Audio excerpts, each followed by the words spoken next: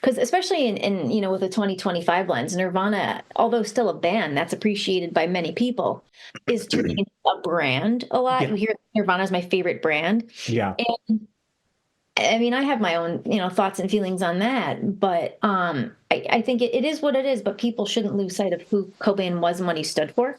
I definitely have seen this with like, maybe Gen Z, Gen Alpha, where people will wear, Nirvana t-shirts and, it does, symbolize something, but I feel like it does tend to symbolize, a typical, punk rock, maybe like F you to the system type of thing. Yeah, yeah, But at the same time, part of the message that's kind of like lost in that is that Kurt Cobain had a lot of very progressive views for his yeah, time, and he was very pro-gay. He was he considered himself a feminist, like his yeah, words.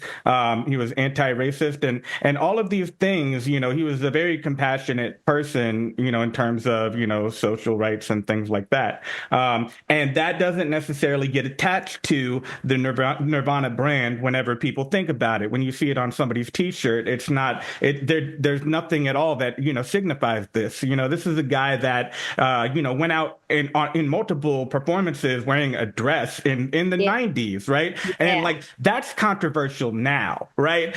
Imagine if you go back like 30, 35 years, like it was a very different landscape. He was very much like ahead of, the curve in terms of, just understanding that, there should be, rights for all people, yeah, regardless of what their, what they were born as or whatever it was, yeah.